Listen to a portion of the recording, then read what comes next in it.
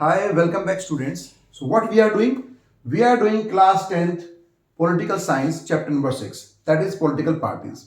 And in this chapter, what we have covered till now? अभी तक हमने पढ़ चुके हैं, हमने क्या पढ़ा है?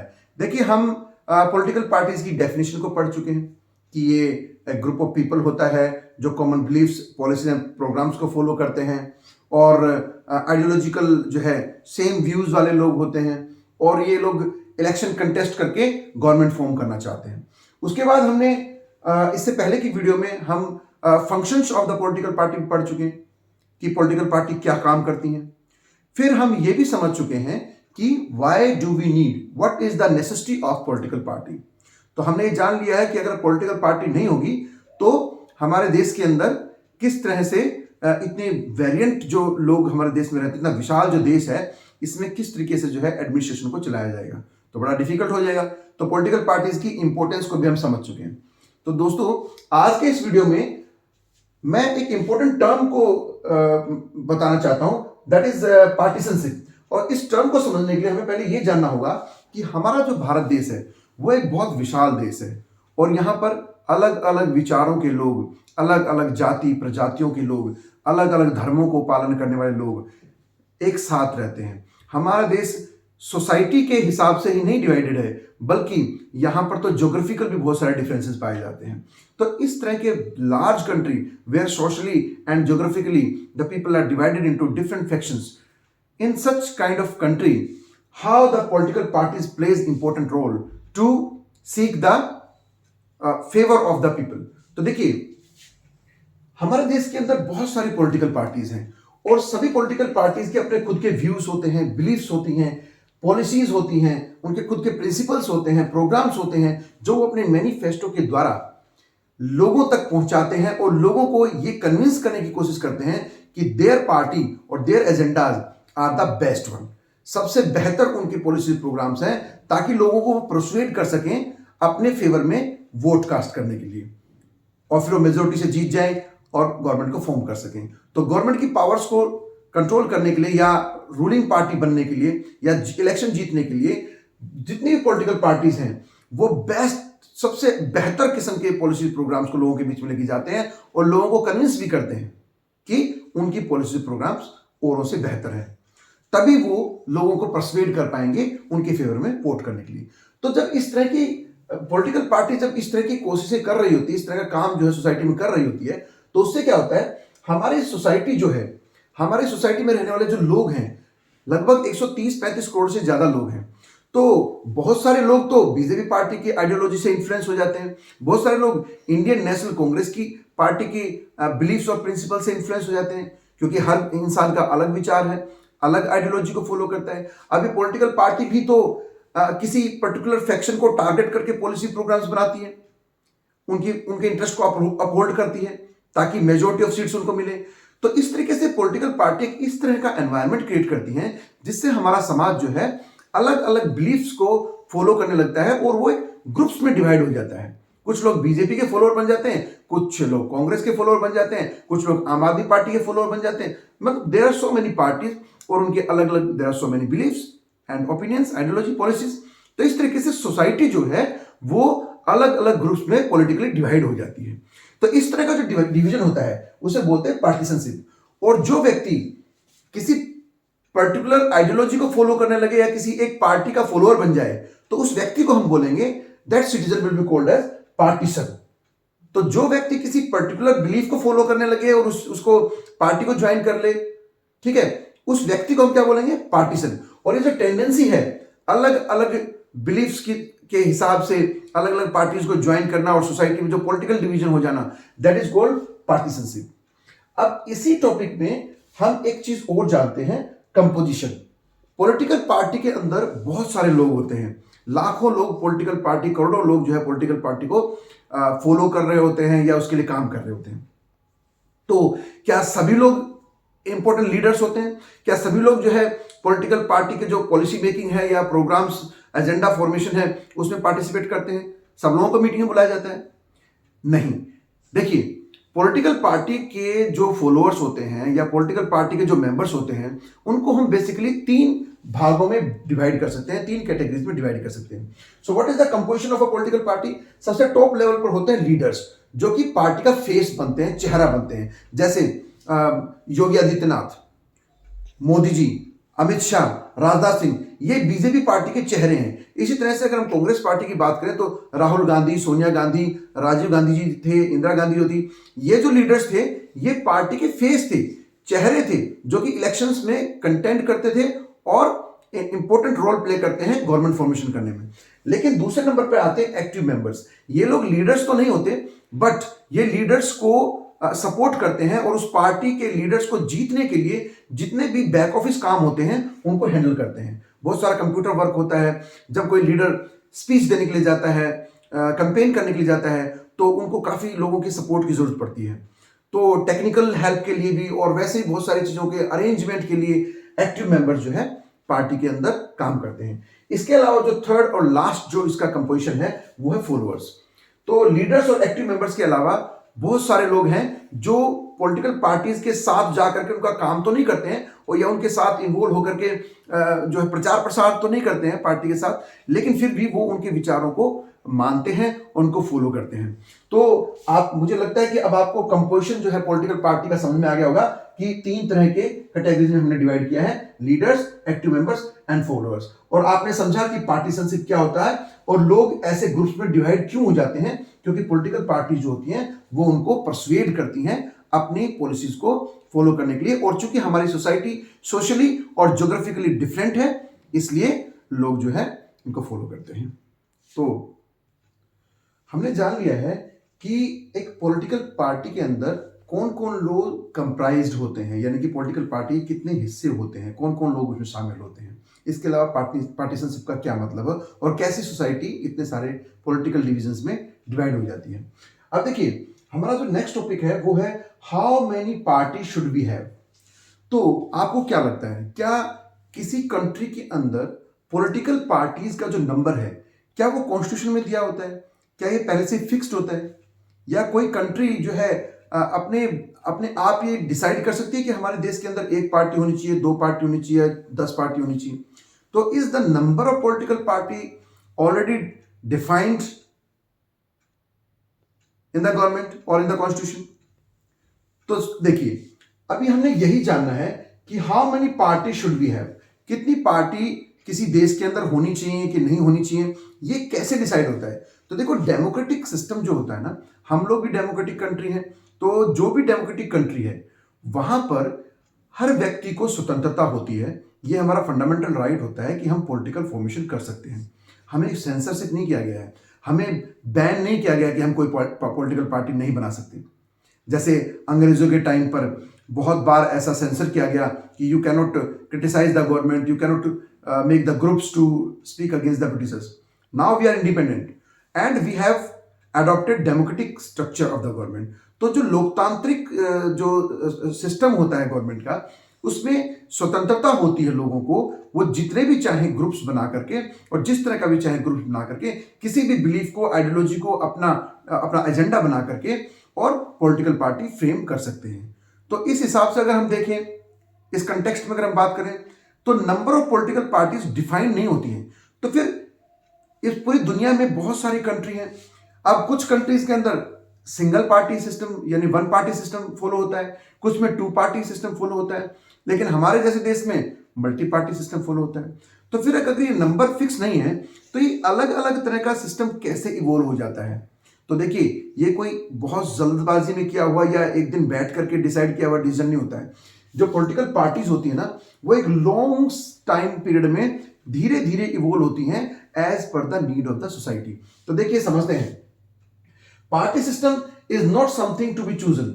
पार्टी सिस्टम कैसा होगा? सिंगल पार्टी सिस्टम होगा, यानी 1 पार्टी सिस्टम होगा, या डबल पार्टी सिस्टम होगा, या मल्टी पार्टी सिस्टम होगा, ये किसी सरकार के द्वारा या कॉन्स्टिट्यूशन के द्वारा चूज नहीं किया जाता। ये तो खुद में खुद इवॉल्व होता है। कैसे इवॉल्व होता है? It evolves itself over a long period of time, depending on the nature of the society and its social and religious division, its political history and system of the government followed in that country. जैसे हमारे देश में अलग अलग तरह के लोग रहते हैं, हिंदू, मुस्लिम, सिख, ईसाई, धर्म के नाम पर भी, और अगर ज्योग्राफिकल भी हम लोग बिल्कुल वेरिएंट जो है तरह के एनवायरनमेंट में रहते हैं। आप ईस्टर्न इंडिया में जाएंगे, वहाँ पर जो 7 सिस्टर स्टेट्स हैं, वहाँ का कल्चर थोड़ा अलग है, वहाँ का डांस अलग है, वहाँ का खाना अलग है, वहाँ का अलग सिस्टम फॉलो करते हैं वो लोग, उनकी बिलीफ्स अलग है, उनकी लैंग्वेज अलग है। अगर आप साउथ इंडिया में जाएंगे तो वहाँ पर ज्योग्राफिकल भी हमसे डिफरेंट है, पेनिनसुलर रीजन है, वहाँ का खाना अलग तरह का खाना खाते हैं लोग, उनकी अलग तरह डिशेज होती हैं। हमारे यहाँ पे अगर नॉर्दर्न इंडिया में देखें तो अलग तरह के कल्चर है, हरियाणा में अलग कल्चर है, पंजाब के लोग अलग भाषा बोलते हैं। तो इस तरह के सोशल और ज्योग्राफिकल डिफरेंसेस वाले देश के अंदर क्या कोई एक पार्टी सबकी जरूरतों को पूरा कर सकती है? ये तो संभव नहीं है। एक या दो पार्टी जो है वो सारी जनता के विचारों को एब्जॉर्व नहीं कर पाएगी। तो इस तरह के वेरिएंट कंट्री के अंदर एक या दो पार्टी सिस्टम से काम नहीं चलने वाला है। यहां तो सब लोगों का रिप्रेजेंट, देखिए हमारी जो डेमोक्रेटिक गवर्नमेंट है वो एक रिप्रेजेंटेटिव गवर्नमेंट होती है जो रिप्रेजेंट करती है सभी सिटीजन्स को। All are equal in our country. तो चाहे वो कोई सी भाषा, irrespective of your language, irrespective of their religion, anything, representation is given equally to everyone.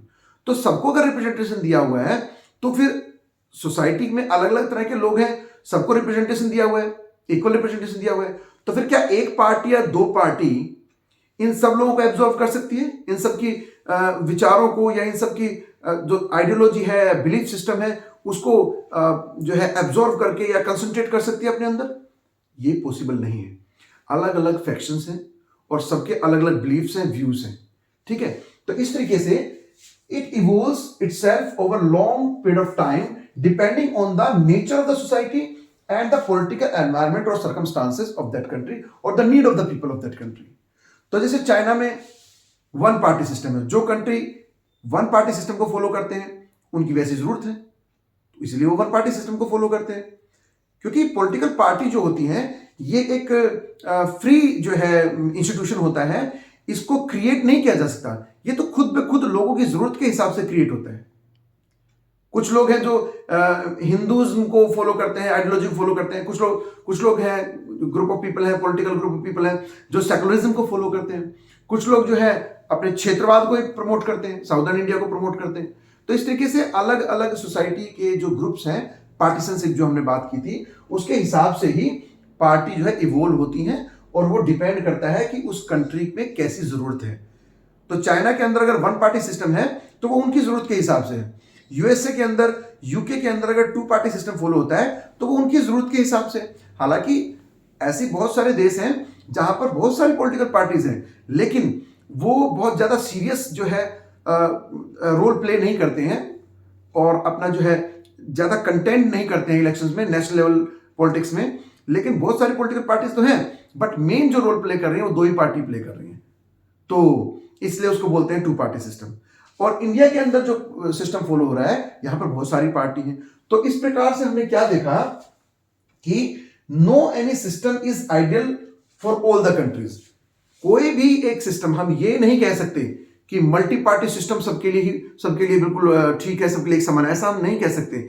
जैसी उनकी जरूरत होती है, देश की जो जरूरत है, लोगों की जो जरूरत है, उसके हिसाब से जो है पार्टी सिस्टम भी अपने आप इवोल्व होता है। तो हमारे देश में मल्टी पार्टी सिस्टम की इसलिए जरूरत है क्योंकि हम मल्टी विचारों वाले और मल्टी बिलीफ्स वाले लोग हैं, अलग अलग कल्चर और जो है वेरिएंट सोसाइटी में हम लोग रहते हैं, इसलिए हमारी जरूरत के हिसाब से हमने मल्टी पार्टी सिस्टम को अडॉप्ट किया हुआ है। जबकि चाइना ने वन पार्टी सिस्टम को अडॉप्ट किया है, यूके यूएसए ने टू पार्टी सिस्टम को जो है अडॉप्ट किया है। तो it no system is ideal for all the countries. तो ये कहना बिल्कुल भी पॉसिबल नहीं है कि हम नंबर बता दें कि कितनी पार्टी होनी चाहिए इंडिया के अंदर, कितनी पार्टी होनी चाहिए चाइना के अंदर। वैसे अगर हम बेस्ट फॉर्म ऑफ जो है सिस्टम की बात करें, पॉलिटिकल पार्टी सिस्टम की बात करें, तो वो तो कर मल्टी पार्टी सिस्टम होता है, क्योंकि डेमोक्रेसी के अंदर ये एक एलिमेंट होता है या फीचर होता है कि लोगों के सामने चॉइस होनी चाहिए। जितनी ज्यादा चॉइसेस लोगों के सामने होंगी उतना ही ज्यादा डेमोक्रेटिक हम लोग कहलाएंगे। तो वन पार्टी सिस्टम को हम डेमोक्रेटिक नहीं बोल सकते हैं, क्योंकि वहां तो लोगों के पास ऑप्शन ही नहीं होता है। लेकिन अगर दो पार्टी सिस्टम भी है, टू पार्टी सिस्टम भी है, वो भी डेमोक्रेटिक। तो इनिशियल रिक्वायरमेंट क्या है? इनिशियल रिक्वायरमेंट किसी भी कंट्री को डेमोक्रेटिक होने के लिए हम कह सकते हैं two party system is the least criteria to become a democratic country, because they provide choice in front of the people. तो अभी हमने ये समझ लिया है। अब इसके बाद हम देखते हैं हमारा जो नेक्स्ट टॉपिक होगा वो हम पढ़ेंगे इंडिया के अंदर जो बहुत सारी पॉलिटिकल पार्टीज हैं वो क्या वो सारी नेशनल लेवल पार्टी है। देखिए पार्टीज जो होती है ना वो कुछ नेशनल लेवल होती हैं, कुछ स्टेट लेवल होती हैं। तो क्या क्राइटेरिया होता है किसी भी पॉलिटिकल पार्टी का नेशनल लेवल होने के लिए या स्टेट लेवल होने के लिए? तो ठीक है फ्रेंड्स, आइए समझते हैं। तो पॉलिटिकल पार्टीज कितनी होनी चाहिए ये हम समझ चुके हैं कि ये नंबर फिक्स नहीं होता, ये डिपेंड करता है कंट्री टू कंट्री। जैसा समाज होगा, जैसी समाज की जरूरत होगी, उसके हिसाब से एक लॉन्ग पीरियड ऑफ टाइम में जो है नंबर ऑफ पार्टीज जो है इवॉल्व हो जाती है। हमारा देश हमने जान लिया है कि बहुत बड़ा देश है, वेरिएंट कंट्री है, अलग अलग ग्रुप्स के लोग यहाँ पे रहते हैं, इसलिए हमने मल्टी पार्टी सिस्टम को अडॉप्ट किया है। एक और बात है, हमारा जो डेमोक्रेटिक स्ट्रक्चर है इंडिया में, जो स्ट्रक्चर हम लोग फॉलो कर रहे हैं, that is federal system of government. Federal system में क्या होता है, यहाँ पर सेंट्रल गवर्नमेंट अलग है और स्टेट गवर्नमेंट्स अलग हैं, यानी पावर शेयरिंग यहाँ पे की गई है। तो इस तरह का सिस्टम जिस कंट्री के अंदर होता है, जहां पर सेंट्रल लेवल पर अलग गवर्नमेंट होती है जो पूरे देश को लुक आफ्टर करती है, पूरे देश की रेस्पॉन्सिबिलिटी और अकाउंटेबिलिटी उसके कंधों पर होती है। दूसरा, फेडरल सिस्टम का जो दूसरा पार्ट है यानी कि प्रोविंशियल लेवल पर, यानी कि स्टेट लेवल पर, तो स्टेट लेवल की अलग जो गवर्नमेंट होती है। तो इस तरीके का जो फेडरल सिस्टम अगर हमारी कंट्री फॉलो कर रही है तो ऑब्वियस सी बात है यहाँ पर दो तरह की पार्टीज पाई जाती हैं। एक जो नेशनल लेवल पर जो है इलेक्शंस में कंटेंट करती है, और एक जो स्टेट लेवल पर जो है अपना इलेक्शन कंटेस्ट करती है और गवर्नमेंट फॉर्मेशन करती है। तो इस हिसाब से अगर हम देखें तो हमारी कंट्री के अंदर पॉलिटिकल पार्टीज को दो भागों में डिवाइड कर सकते हैं।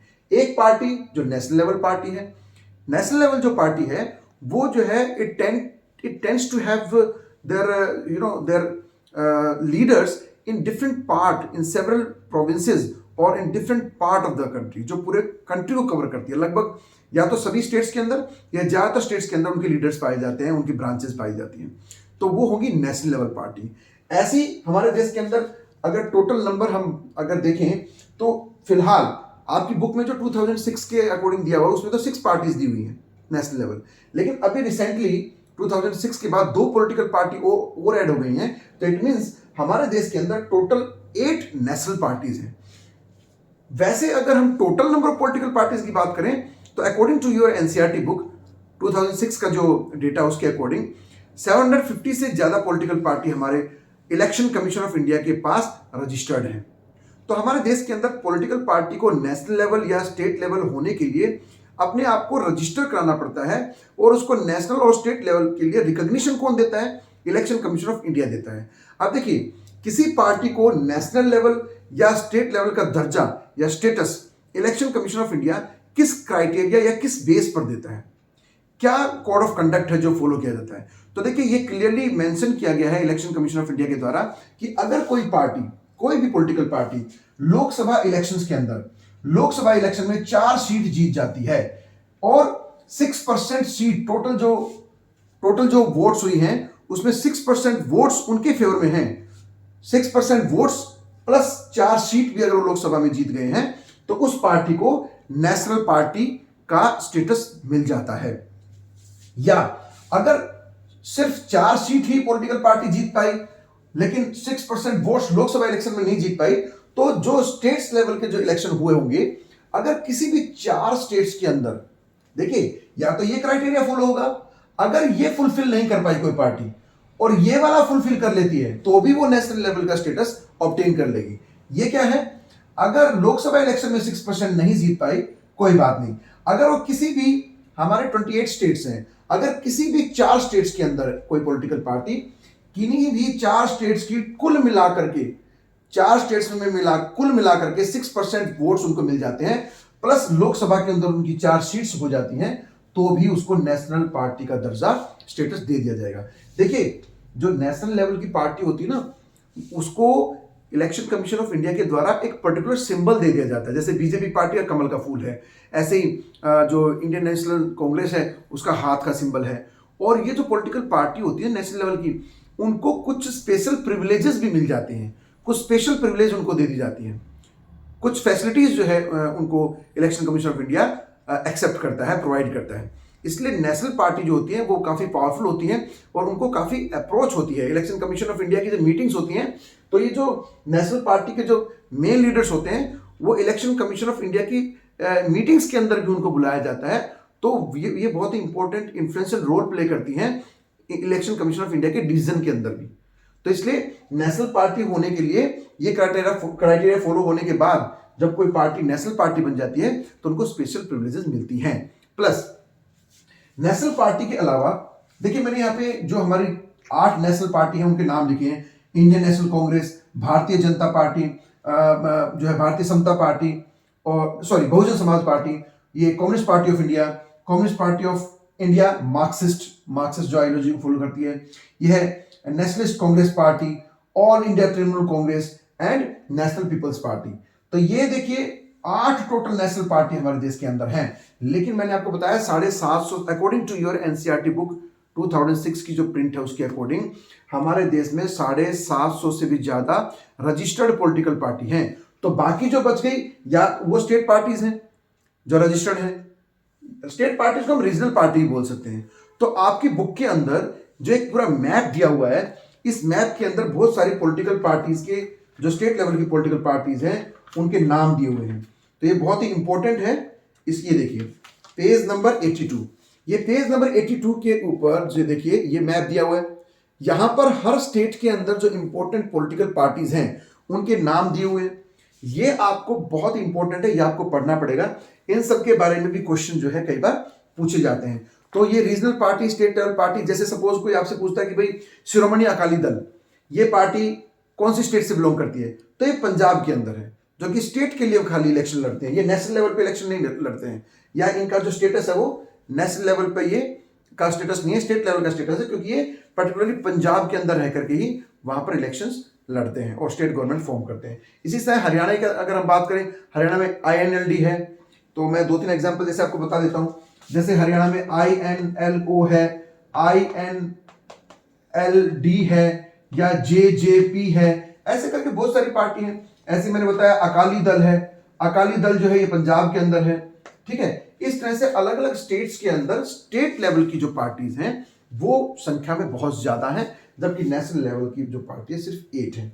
तो अभी फ्रेंड्स इसके बाद अब हम पढ़ेंगे बारी बारी से इन सारी नेशनल पार्टी जो हमारी दी हुई हैं इनके बारे में पढ़ेंगे बारी बारी से कि इनकी फाउंडेशन कब हुई, इनके क्या विचार हैं, इनके क्या अलग आइडियोलॉजी को ये लोग फॉलो करते हैं, कौन इनके इंपॉर्टेंट लीडर्स हैं। तो ठीक है फ्रेंड्स, आपको समझ में आ गया होगा कि स्टेट लेवल पार्टी को स्टेटस लेने के लिए, अच्छा स्टेट लेवल पार्टी के स्टेटस के लिए अगर स्टेट का इलेक्शंस के अंदर स्टेट का इलेक्शन हुआ, जैसे हरियाणा में इलेक्शन हुआ, उसमें आपको 6% आपकी पार्टी को वोट मिल गई, प्लस 2 सीट्स आपको लेजिस्लेटिव असेंबली के अंदर, विधानसभा के अंदर 2 सीट मिल गई, और 6% वोट्स अगर आपको मिल गई हैं तो आपको स्टेट पार्टी का दर्जा मिल जाएगा। तो देखिए ये criteria election commission of India follow करता है। नेशनल पार्टी के लिए ये क्राइटेरिया है और स्टेट लेवल पार्टी के लिए ये क्राइटेरिया है। तो इससे क्वेश्चन पूछा जाता है कई बार। तो ठीक है फ्रेंड्स, अब आगे 1-1 करके चलिए पढ़ते हैं अपने नेक्स्ट पार्ट में। आज के पार्ट में इतना ही काफी है, क्योंकि काफी लंबी वीडियो हो जाएगी और लगातार फिर बच्चे देखते हैं तो बोर हो जाते हैं। तो हम आज के इस टॉपिक को यहीं पर एंड अप करते हैं। अपने नेक्स्ट पार्ट के अंदर अब हम लोग 1 by 1 all these national parties will be studied by us, and later on we will also discuss what are the challenges in front of these political parties and how they can be reformed. तो ठीक है, next video में